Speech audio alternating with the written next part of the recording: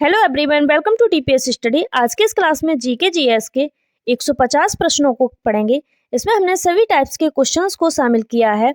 Geography के important questions हैं, history के इम्पोर्टेंट क्वेश्चंस हैं, हड़प्पा सभ्यता से भी संबंधित इसमें प्रश्नों को शामिल किया गया है, जो आपके आने वाले एग्जाम्स के लिए मोस्ट इम्पोर्टेंट होने वाले हैं। वीडियो में एंड तक बने रहें। चलिए देखते हैं।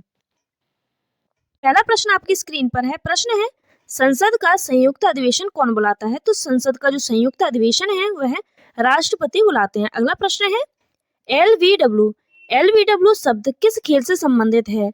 तो जो एलबीडब्ल्यू शब्द है यह आपके क्रिकेट खेल से संबंधित है। एलबीडब्ल्यू की फुल फॉर्म क्या होती है? तो एलबीडब्ल्यू की फुल फॉर्म होती है लेग बिफोर विकेट। अगला प्रश्न है, वायुमंडल की कौन सी परत हमें सूर्य से आने वाली अल्ट्रावायलेट किरणों से बचाती है? आपका उत्तर हो जाएगा इसमें ओजोन परत। जो ओजोन परत है वह सूर्य से आने वाली अल्ट्रावायलेट या फिर जहरीली किरणों से बचाती है। अगला प्रश्न है, ख्वाजा मोइनुद्दीन चिश्ती की दरगाह कहाँ पर है? तो यह अजमेर में स्थित है। अगला प्रश्न है, सम्राट अशोक ने किस युद्ध के बाद बौद्ध धर्म ग्रहण कर लिया था? तो जो सम्राट अशोक थे उन्होंने कलिंग युद्ध के बाद बौद्ध धर्म ग्रहण कर लिया था। अगला प्रश्न है, भारत का केंद्रीय बैंक कौन सा है? तो भारत का केंद्रीय बैंक है भारतीय रिजर्व बैंक। अगला प्रश्न है, सालार जंग म्यूजियम कहाँ है? ये सालार जंग म्यूजियम है, यह आपके हैदराबाद में स्थित है। अगला प्रश्न है, भारत में सबसे लंबे समय तक मुख्यमंत्री कौन रहे हैं? तो भारत में सबसे लंबे समय तक मुख्यमंत्री रहे हैं पश्चिम बंगाल के, जिनका नाम है ज्योति बसु। अगला प्रश्न है, संसार की सबसे लंबी नदी कौन सी है? तो संसार की सबसे लंबी नदी है नील नदी। अगला प्रश्न है, किस तापमान पर सेल्सियस और फ़ारेनहाइट तापमान बराबर होता है? आपका उत्तर हो जाएगा 40 डिग्री। 40 डिग्री तापमान पर सेल्सियस और फ़ारेनहाइट तापमान बराबर होता है। अगला प्रश्न है, कांसा किसकी मिश्र धातु है? जो कांसा है वह तांबा और टिन की मिश्र धातु होती है। अगला प्रश्न है, दिलीप ट्रॉफी का संबंध किस खेल से है? जो दिलीप ट्रॉफी है इसका संबंध आपके क्रिकेट खेल से संबंधित है। अगला प्रश्न है, एलपीजी का पूर्ण विस्तार क्या होगा? एलपीजी का पूर्ण विस्तार होगा लिक्विड पेट्रोलियम गैस। अगला प्रश्न है, गीता रहस्य पुस्तक किसने लिखी? गीता रहस्य नामक जो पुस्तक है वह लिखी है बाल गंगाधर तिलक ने। अगला प्रश्न है, राज्यसभा के कितने सदस्यों का चुनाव 2 वर्ष बाद होता है? तो यह एक तिहाई सदस्यों का चुनाव हर 2 वर्ष बाद होता है। अगला प्रश्न है, किस मिट्टी को रेगुड़ मिट्टी के नाम से जाना जाता है? या आपकी जो काली मिट्टी है इसे रेगुड़ मिट्टी के नाम से जाना जाता है। अगला प्रश्न है, लाल मिट्टी का रंग लाल क्यों होता है? तो ये आपकी लाल मिट्टी होती है, इसका रंग लाल क्यों होता है? तो इसका रंग लाल होता है लौह अयस्क की उपस्थिति के कारण। अगला प्रश्न है, भारत के कितने प्रतिशत क्षेत्र पर खेती होती है? तो भारत के 51% क्षेत्रफल पर खेती होती है। अगला प्रश्न है, भारत के पूर्वोत्तर के राज्यों में जंगलों को काटकर जो खेती की जाती है वह क्या कहलाती है? जो भारत के पूर्वोत्तर राज्य हैं उनमें जो जंगलों को काटकर खेती की जाती है इसे हम झूम खेती कहते हैं। अगला प्रश्न है, भारत के किस राज्य में विशाखापट्टनम बंदरगाह स्थित है? तो ये जो विशाखापट्टनम बंदरगाह है आपके आंध्र प्रदेश में स्थित है। अगला प्रश्न है, संयुक्त राष्ट्र संघ यूएनओ की सुरक्षा परिषद में कुल स्थायी सदस्य कितने हैं? तो स्थायी सदस्य पूछा है, तो स्थायी सदस्य की संख्या है 5। अगला प्रश्न है, सिंधु सभ्यता का कौन सा स्थान वर्तमान में पाकिस्तान में है? तो यह हड़प्पा है। अगला प्रश्न है, शाहनामा किसकी कृति है? ये जो शाहनामा है यह फिरदौसी की कृति है। अगला प्रश्न है, दीन ए इलाही की स्थापना किसने की थी? तो दीन ए इलाही की स्थापना की थी अकबर ने। अगला प्रश्न है, किस धर्म के लोग वैसाखी त्योहार मनाते हैं? आपका उत्तर हो जाएगा सिख धर्म के लोग। जो सिख धर्म के लोग हैं वह वैसाखी त्योहार मनाते हैं। अगला प्रश्न है, महाराष्ट्र के नासिक से कौन सी नदी निकलती है? तो यह गोदावरी निकलती है।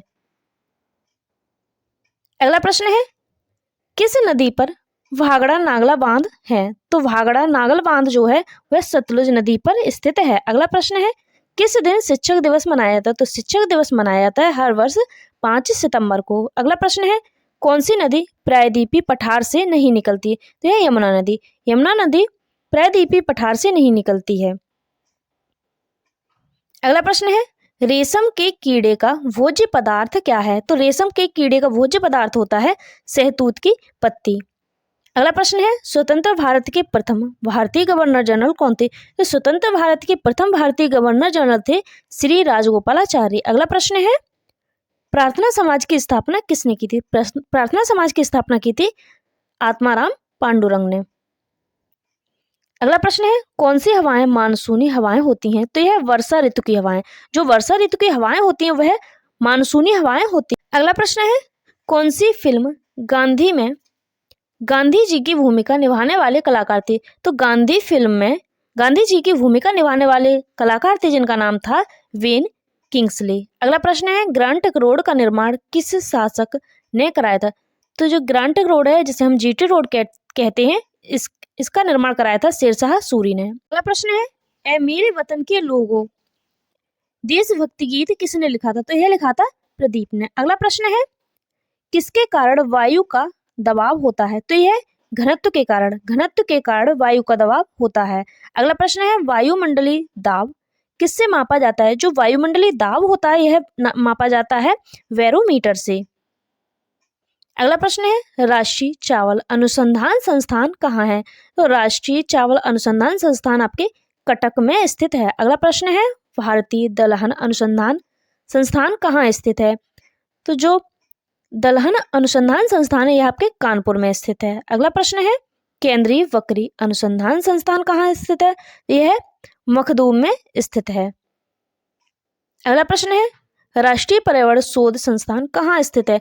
राष्ट्रीय पर्यावरण शोध संस्थान आपके नागपुर में स्थित है। अगला प्रश्न है, राष्ट्रीय ऊंट अनुसंधान संस्थान कहाँ स्थित है? यह बीकानेर में स्थित है। अगला प्रश्न है, राष्ट्रीय भू भौतिकी अनुसंधान संस्थान कहाँ स्थित है? तो राष्ट्रीय भू भौतिकी जो अनुसंधान संस्थान है यह आपके हैदराबाद में स्थित है। अगला प्रश्न है, राष्ट्रीय पर्यावरण अभियांत्रिकी शोध संस्थान कहाँ स्थित है? तो राष्ट्रीय पर्यावरणीय अभियांत्रिकी शोध संस्थान आपके नागपुर में स्थित है। अगला प्रश्न है, भारतीय कृषि अनुसंधान परिषद कहाँ है? तो यह नई दिल्ली में स्थित है।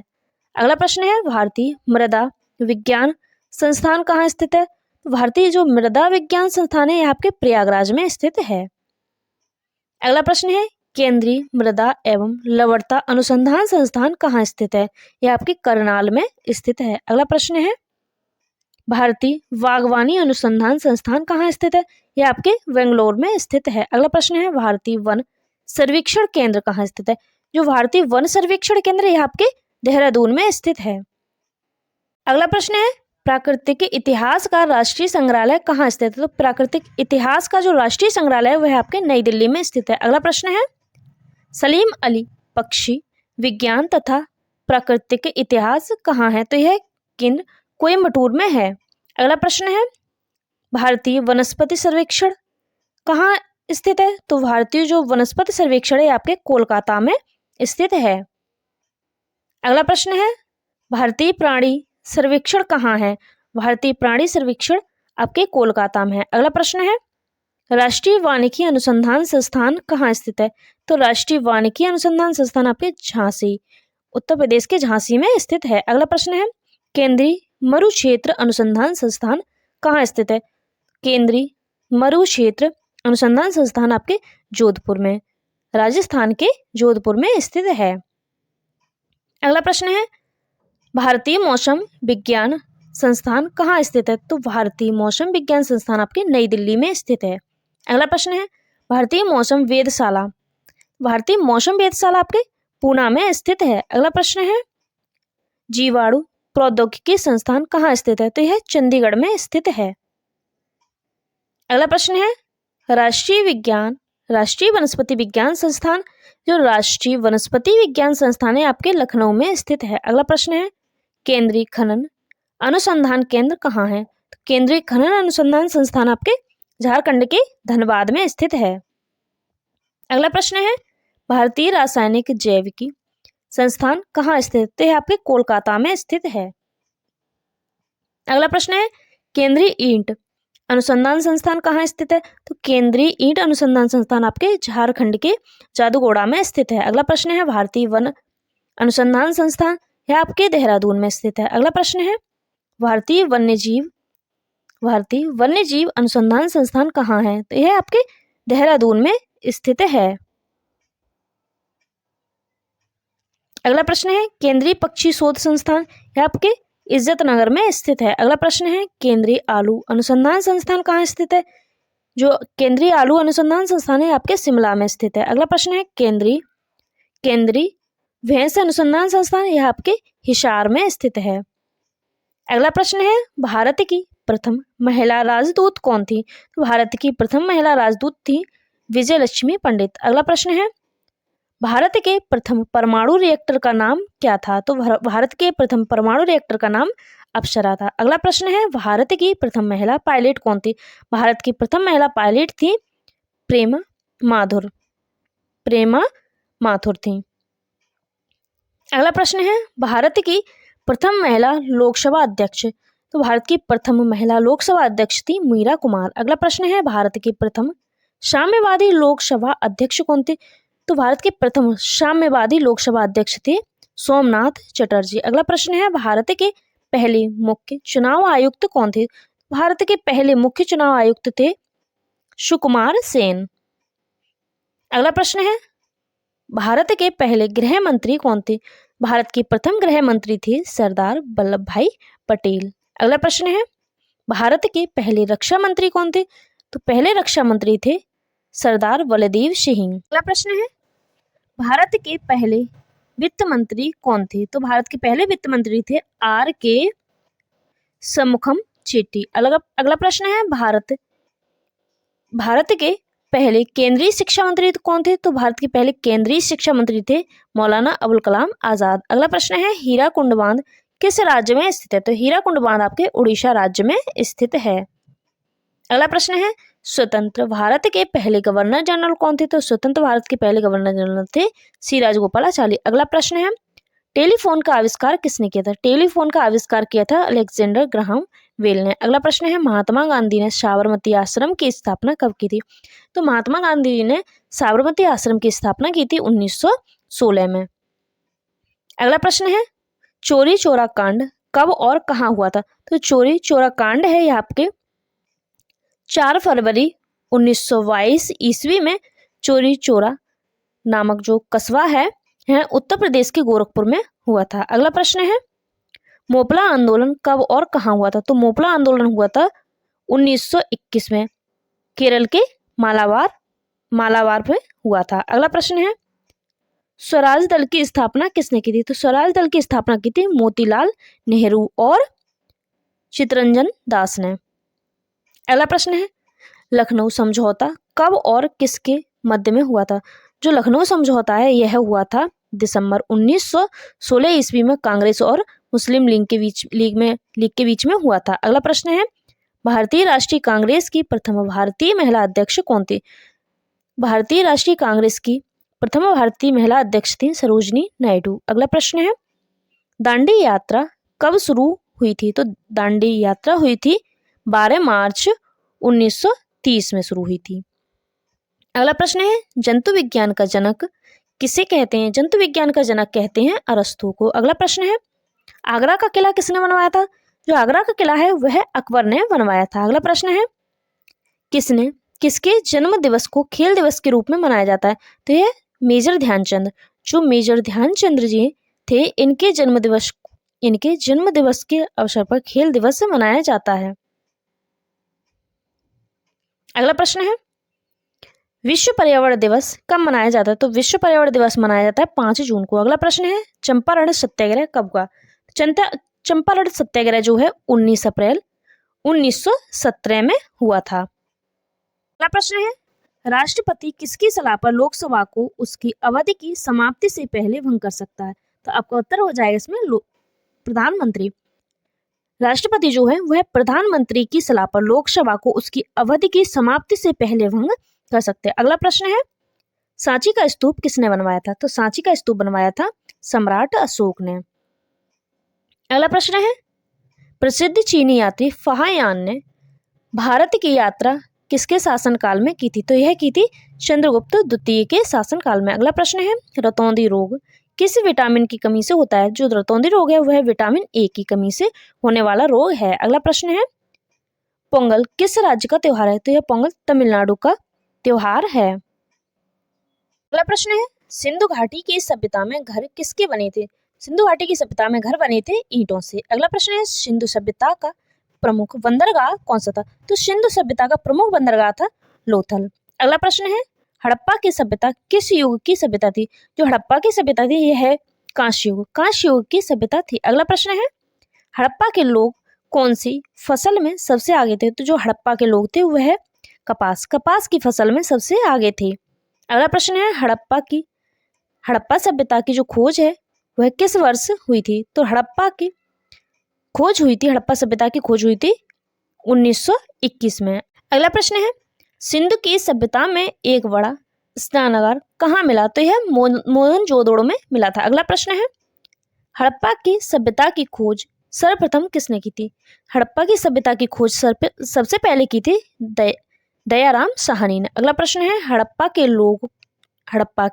लोगों की सामाजिक पद्धति कैसी थी? हड़प्पा के जो लोगों की सामाजिक पद्धति वह उचित समतावादी थी। कैसी थी? उचित समतावादी थी। अगला प्रश्न है, सिंधु सभ्यता की मुद्रा पर किस देवता का चित्र अंकित था? जो सिंधु सभ्यता की जो मुद्रा थी उस पर आद्य शिव नामक जो देवता थे उनका चित्र अंकित था। अगला प्रश्न है, नखलिस्तान सिंधु सभ्यता के किस स्थल को कहा गया? तो नखलिस्तान सिंधु सभ्यता के मोहनजोदड़ो को कहा गया। अगला प्रश्न है, हड़प्पा सभ्यता का प्रचलित नाम कौन सा है? तो हड़प्पा सभ्यता का प्रचलित नाम है सिंधु घाटी की सभ्यता। अगला प्रश्न है, सिंधु की घाटी सभ्यता के लोगों का मुख्य व्यवसाय क्या था? इस सिंधु घाटी की सभ्यता के लोगों का मुख्य व्यवसाय था व्यापार। अगला प्रश्न है, सिंधु की घाटी सभ्यता का स्थल कालीबंगा किस प्रदेश में है? तो जो कालीबंगा है वह राजस्थान में स्थित है। अगला प्रश्न है, सिंधु की घाटी सभ्यता में सबसे पहले घोड़े के अवशेष कहाँ मिले थे? तो घोड़े के अवशेष मिले थे सुरकोटता में। कहाँ मिले थे? सुरकोटता में। अगला प्रश्न है, मोहनजोदड़ो को एक अन्य किस नाम से जाना जाता है? तो मोहनजोदड़ो को अन्य नाम से जाना जाता है मृतकों का टीला के नाम से। अगला प्रश्न है, हड़प्पा की सभ्यता में हल से खेत जोतने का साक्ष्य कहाँ मिला था? हड़प्पा की सभ्यता में हल से खेत जोतने का साक्ष्य मिला था कालीबंगा। अगला प्रश्न है, सिंधु की सभ्यता का काल क्या माना जाता है? जो सिंधु की सभ्यता का काल है वह माना जाता है 2500 ईस्वी पूर्व से 1750 ईस्वी पूर्व तक। अगला प्रश्न है, टेहरी बांध किस नदी पर स्थित और कहाँ है? जो टेहरी बांध है वह भागीरथी नदी पर स्थित है। यह कहाँ है? उत्तराखंड में। अगला प्रश्न है, पोंग बांध है वह किस नदी पर स्थित है? जो पोंग बांध है वह आपके व्यास नदी पर स्थित है और ये कहाँ पर है? यह हिमाचल प्रदेश में स्थित है। अगला प्रश्न है, भांगड़ा नागल बांध किस नदी पर स्थित है? जो भांगड़ा नागल बांध है वह सतलुज नदी पर स्थित है। ये सतलुज नदी कहाँ पर है? हिमाचल प्रदेश में। अगला प्रश्न है, अलमाटी बांध कहाँ है? तो यह कर्नाटक में स्थित है। कौन सी नदी पर? कृष्णा नदी पर। अगला प्रश्न है, हीराकुंड बांध। तो हीराकुंड बांध आपके उड़ीसा में स्थित है। कौन सी नदी पर है? महानदी पर। यह सबसे लंबा बांध है। अगला प्रश्न है, इडुक्की बांध। जो इडुक्की बांध है वह आपके केरल राज्य में स्थित है। किस नदी पर है? यह पेरियार नदी पर स्थित है। अगला प्रश्न है, सरदार सरोवर बांध गुजरात के नर्मदा नदी पर स्थित है। अगला प्रश्न है, मुल्ला पेरियार सागर बांध। जो पेरियार बांध है यह आपके पेरियार नदी पर स्थित है। यह कहाँ है? केरल में स्थित है। अगला प्रश्न है, कृष्णा राजा सागर बांध। जो कृष्णा राजा सागर बांध है यह आपके कावेरी नदी पर। कावेरी नदी पर कर्नाटक में स्थित है। अगला प्रश्न है मेट्टूर बांध। जो मेट्टूर बांध है वह आपके तमिलनाडु में स्थित है। कौन सी नदी पर है? कावेरी नदी पर स्थित है। अगला प्रश्न है ओंचुरेश्वर बांध कहाँ स्थित है? तो यह मध्य प्रदेश में स्थित है। अगला प्रश्न है कोयना बांध। कोयना बांध कहाँ स्थित है? तो यह महाराष्ट्र में स्थित है, कोयना नदी पर। अगला प्रश्न है गांधी सागर बांध। जो गांधी सागर बांध है वह आपके मध्य प्रदेश में स्थित है, चंबल नदी पर। अगला प्रश्न है जवाहर सागर बांध। जो जवाहर सागर बांध है वह आपके राजस्थान में चंबल नदी पर स्थित है। अगला प्रश्न है राणा प्रताप सागर बांध। जो राणा प्रताप सागर बांध है वह आपके राजस्थान में चंबल नदी पर स्थित है। अगला प्रश्न है इंदिरा सागर बांध। तो इंदिरा सागर बांध यह आपके मध्य प्रदेश में स्थित है। कौन सी नदी पर है? नर्मदा नदी पर। अगला प्रश्न है नागार्जुन सागर बांध। यह आपके आंध्र प्रदेश में स्थित है। कौन सी नदी पर है? तो यह कृष्णा नदी पर है। अगला प्रश्न है हरित क्रांति। हरित क्रांति खाद्यान्न उत्पादन से संबंधित है। अगला प्रश्न है श्वेत क्रांति। ये जो श्वेत क्रांति है वह आपके दुग्ध उत्पादन से संबंधित है। अगला प्रश्न है नीली क्रांति किससे संबंधित है? जो नीली क्रांति है आपके मत्स्य उत्पादन से संबंधित है। अगला प्रश्न है भूरी क्रांति। भूरी क्रांति को धूसर या स्लेटी क्रांति भी कहते हैं। यह किससे संबंधित है? यह संबंधित है सीमेंट, उर्वरक, ऊन उत्पादन से। अगला प्रश्न है रजत क्रांति। रजत क्रांति किससे संबंधित है? यह आपके अंडा से संबंधित है। अगला प्रश्न है पीली क्रांति। पीली क्रांति किससे संबंधित है? यह आपके तिलहन उत्पादन से संबंधित है। अगला प्रश्न है कृष्ण क्रांति। कृष्ण क्रांति आपके बायोडीजल उत्पादन से संबंधित है। अगला प्रश्न है लाल क्रांति। लाल क्रांति संबंधित है टमाटर मांस उत्पादन से, टमाटर और मांस उत्पादन से। अगला प्रश्न है गुलाबी क्रांति। गुलाबी क्रांति आपके झींगा मछली उत्पादन से संबंधित है। अगला प्रश्न है बादामी क्रांति किससे संबंधित है? जो बादामी क्रांति है वह आपके मसाला उत्पादन से संबंधित है। अगला प्रश्न है सुनहरी क्रांति। सुनहरी क्रांति संबंधित है फल उत्पादन से। अगला प्रश्न है अमृत क्रांति किससे संबंधित है? जो अमृत क्रांति है वह आपकी नदी जोड़ो परियोजना से संबंधित है। अगला प्रश्न है गोल क्रांति। तो गोल क्रांति आपके आलू उत्पादन से संबंधित है। अगला प्रश्न है इंद्रधनुषी क्रांति। इंद्रधनुषी क्रांति आपके सभी क्रांतियों पर निगरानी रखने हेतु होती है। अगला प्रश्न है सनराइज या फिर सूर्योदय क्रांति। यह आपके इलेक्ट्रॉनिक उद्योग के विकास हेतु है। अगला प्रश्न है गंगा क्रांति। गंगा क्रांति भ्रष्टाचार के खिलाफ सदाचार पैदा करने हेतु है। यह जो है Waterman of India Rajendra Singh द्वारा प्रारंभ की गई थी। अगला प्रश्न है सदाबहार क्रांति।